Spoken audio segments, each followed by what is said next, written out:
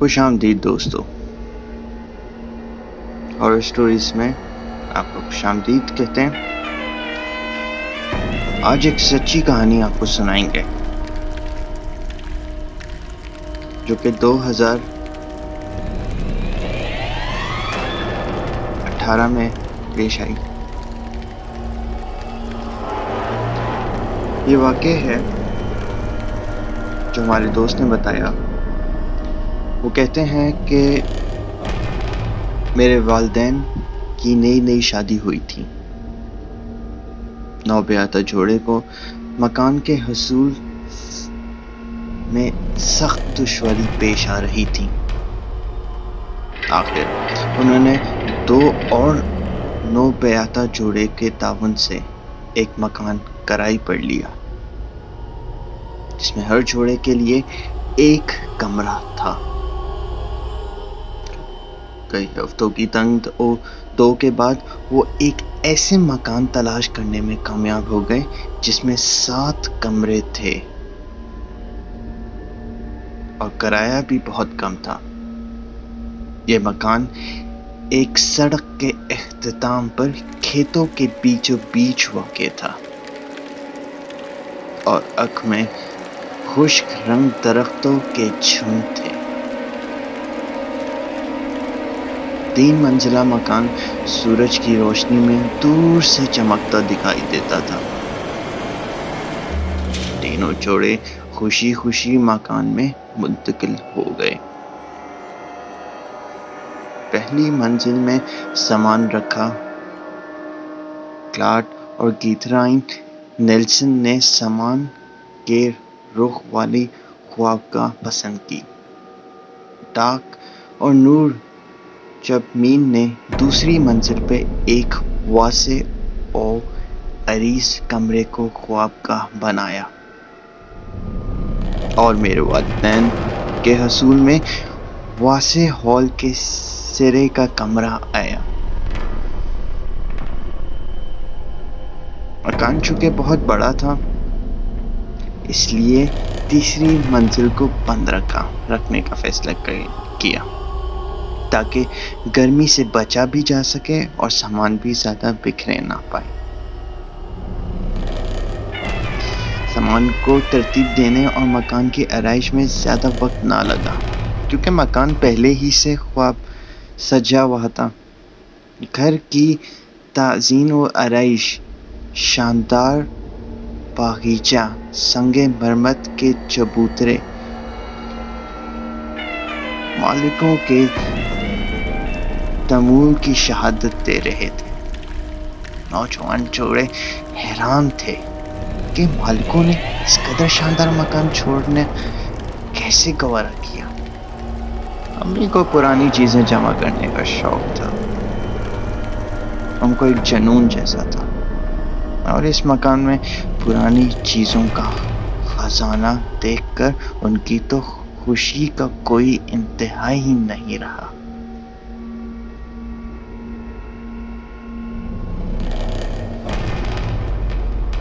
سامان کی خوابگاہ میں شاندار ٹائلوں کی مخروطی انگوٹھیاں تھیں۔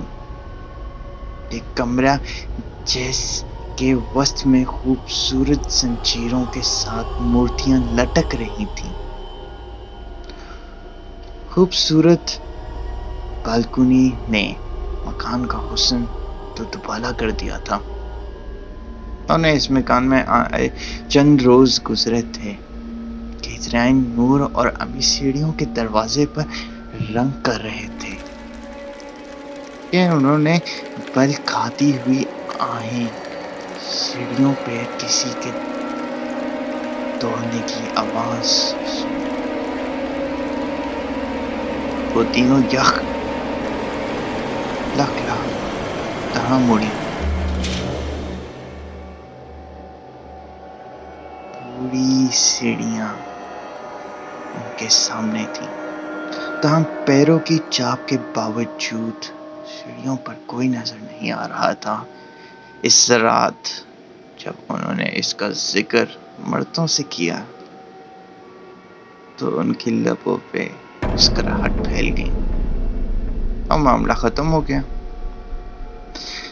کئی روز بعد رات کو جب گھر کے لوگ گہری نیند سو رہے تھے، گیترائن کی خوف چیخ نے انہیں جگا دیا۔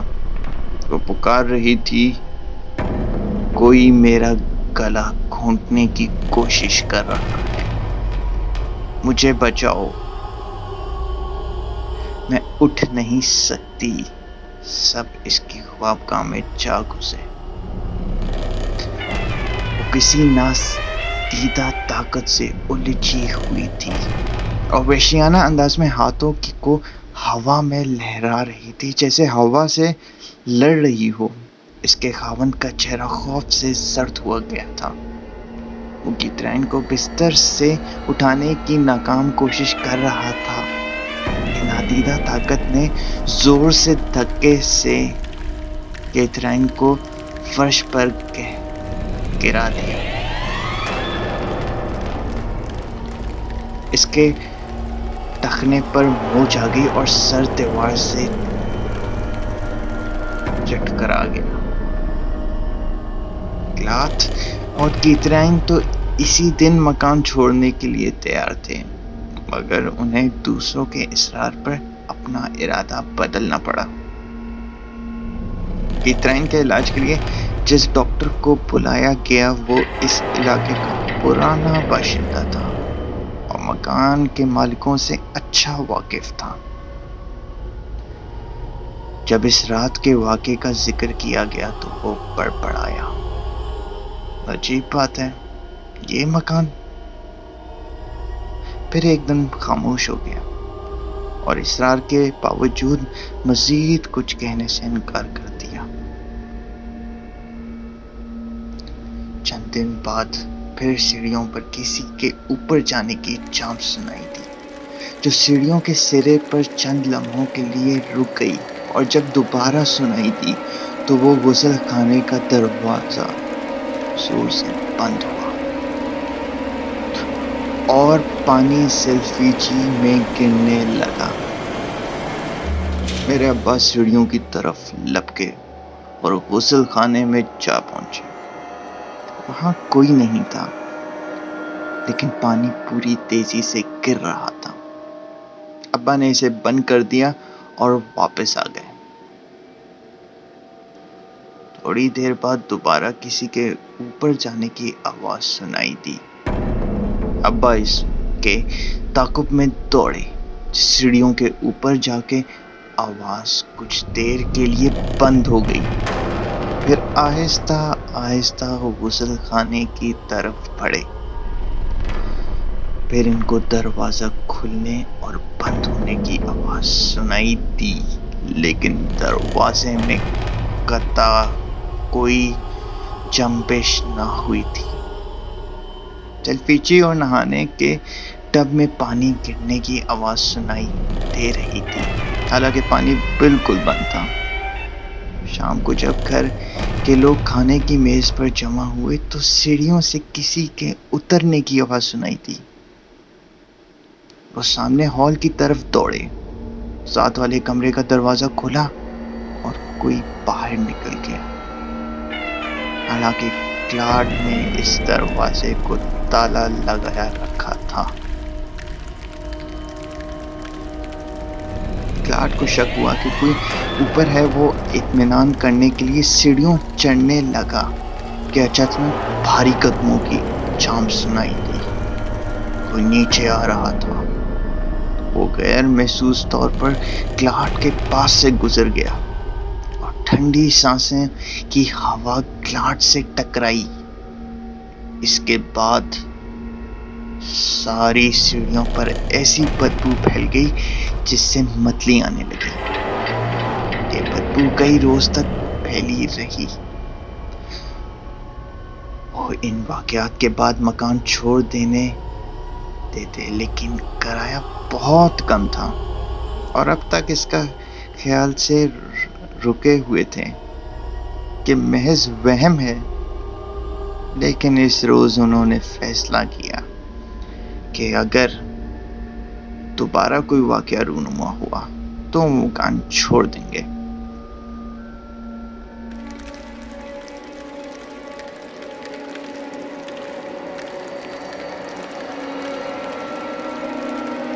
ایک رات جب وہ گہری نیند سو رہے تھے، چٹاخرے کی کھڑکھڑاہٹ سے جاگ اٹھے۔ گھوڑوں کے دوڑنے کی آوازیں صاف سنائی دے رہی تھیں اور چٹاخرے کے پہیوں کی کڑکڑاہٹ سے مل کر عجیب شور پیدا ہو رہا تھا۔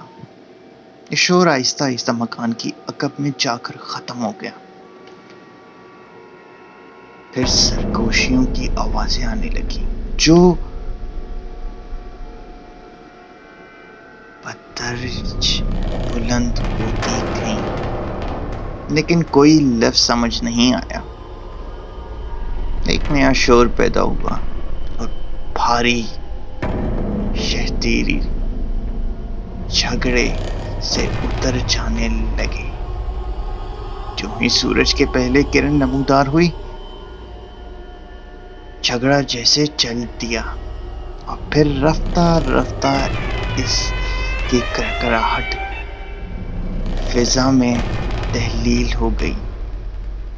اس کے بعد ہفتے میں 2 بار ایسا ہونے لگا اور پھر یہ معمول بن گیا۔ کئی ہفتوں بعد اچانک ایک نئی آفتابش آئی۔ کان کے عقب میں ایک پرانا اور سنگ آلودہ خون چکی عرصے سے مقفل پڑی تھی۔ ایک روز طلوع سحر سے پہلے پن چکی کے چوٹے پر شور پیدا ہوا، پھر کسی چیز کے گرنے کی آواز سنائی دی۔ دیکھنے والوں کو کچھ نظر نہ آیا، لیکن کوئی چیز تھی جو پون چکی کے پتھروں سے رگڑ کھا رہی تھی۔ آواز سے نیچے گر گئی۔ ابا نے جب اس واقعے کا ذکر شہر میں کیا تو انہیں بتایا گیا کہ کئی سال پہلے ایک مزدور پن چکی سے گر کر مر گیا تھا۔ اس وقت تیز جھگڑا چل رہا تھا۔ وقت گزرتا گیا، وہ مکان میں ہونے والے شور و وشب کے عادی ہو گئے تھے۔ ایک صبح انہیں ایک نئے حادثے سے دوچار ہونا پڑا۔ ڈگ تہ خانے سے میوہ لینے گیا۔ اس نے ایک چھوٹے باکس پر کھڑے ہو کر اونچے طاق سے مرتبان لینے کے لیے ہاتھ بڑھایا کہ اچانک زمین حرکت محسوس ہوئی۔ اس نے اسے معمولی زلزلہ قرار دیا اور مسترد کر دیا، مگر زلزلے میں شدت پیدا ہوئی گئی تھی اور وہ ایک دھچکے سے سر کے بل گرا۔ جھگڑا رکا تو تاریک کمرے کے ایک کونے سے گہری آہ سنائی دی، جیسے کوئی دیو سانسیں لے رہا ہو۔ ڈگ مرتبان اٹھا کر واپس ہوا ہوا وہ دروازے کے قریب پہنچا ہی تھا کہ آہ اور شور دوبارہ سنائی دیا، جو غصے اور اضطراب سے بلند تھا۔ دروازہ بند ہونے کے ساتھ شور بھی رک گیا۔ میرے ابا گلاٹ نے اس ڈگ کے عصبی تشنج کا کرشمہ قرار دیا۔ وہ دونوں تہ خانے میں اتر گئے اور شور دوبارہ بلند ہو گیا۔ انہیں ڈگ کی زبان پر یقین کرتے ہی بنی سیڑھیاں چڑھتے ہوئے شور ان کا تعاقب کرتا رہا اور اس وقت تھاما جب باورچی خانے کا دروازہ بند ہو گیا تھا۔ امی نے مزاقیہ کہا، تہ خانے میں ایک عجیب الخلق مخلوق ہے جس کا آدھا دھڑ انسان کا اور آدھا بیل کا ہے، مگر اس پر کوئی نہیں ہنسا، بلکہ سب سنجیدہ ہو گئے تھے۔ کلاڈ نے بازار سے مضبوط چٹخنی لا کر تہ خانے کا دروازہ بالکل ہی بند کر دیا۔ ایک دن بعد دوپہر امی، کیتھرائن اور نور تیسری منزل کو جانے والی سیڑھیوں پر چڑھے۔ ان کے سامنے کچھ فاصلے پر آگ کا آلہ روشن تھا۔ تیسری منزل کی برساتتی ایک خوبصورت منزل پیش کر رہی تھی۔ وہ دروازہ کھلے چھوڑ کر اوپر چھت پر چلی گئی۔ چند لمحوں بعد آلہ بڑھا گیا اور یہ دروازہ چٹکنے کے ساتھ بند ہو گیا، جیسے وہ اپنی کوشش کے باوجود دھکے سے بھی نہیں کھل رہا تھا۔ کئی گھنٹوں بعد جب رات کے سائے گہرے ہونے لگے اور ان کے خاوند گھر لوٹنے لگے تو انہوں نے اپنی بیویوں کو باہر نکالا۔ دیکھ بھال سے معلوم ہوا کہ دروازہ کسی نے بند کیا تھا۔ چٹخنی لگی تھی اور اسے مزید احتیاط کے لیے دبا دیا گیا۔ کچھ روز بعد امی کے دادا اور دادی اور بیگم کلوس ملنے کے لیے آئے۔ دادی اماں ٹہنے قد کی خاتون تھیں، لیکن بلا کا مضبوط ارادہ رکھتی تھیں۔ ان کا تعلق ایک ایسے خاندان سے تھا جس کا تمام افراد روحانیت کے عامل تھے، مگر دادا ابا ایسے چیزوں کو روحانی قرار دیا کرتے تھے۔ خوش سالی میں لوگ دادی اماں کی خدمت میں حاضر ہوئے، ان سے مدد چاہتے۔ وہ کسی تالاب کے کنارے خاموش جا کر بیٹھتی اور اپنی توجہ آسمان پر مرتکز کر دیتی۔ تھوڑی ہی دیر میں بارش ہونے لگتی تھی۔ وہ اپنی قوت ارادی سے بے جان چیزوں کو کمرے میں گھمانے،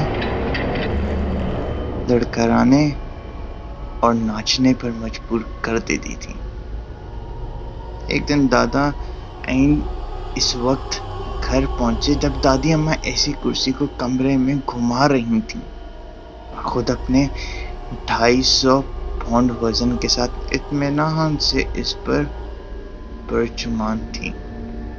دادا ابا نے شور مچانا اور لڑنا شروع کر دیا اور اس وقت تک خاموش نہ ہوئے جب تک دادی اماں نے اس حرکتوں کو ترک کر دینے کا وعدہ نہ کر لیا۔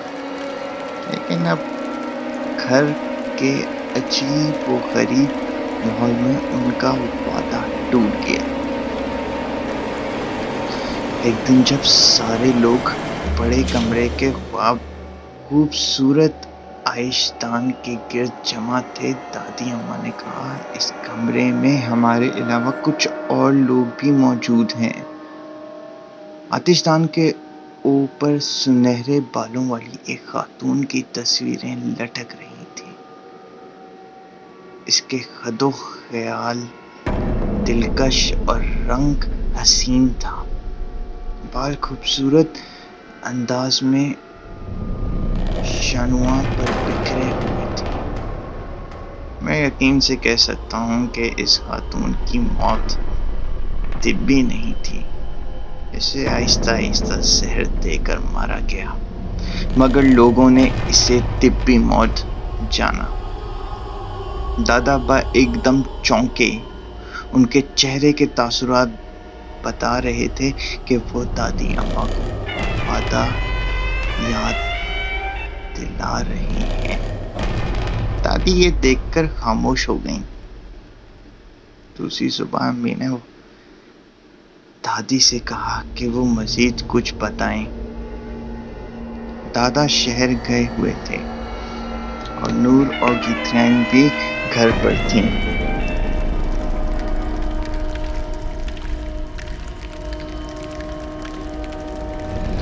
دوستو کہانی سننے کا شکریہ. اس کا دوسرا حصہ آپ کو جلد میسر ہوگا. ہمارے پیج کو لائک اور سبسکرائب کریں تاکہ آپ ہماری ایسی ویڈیوز کو دیکھ سکیں.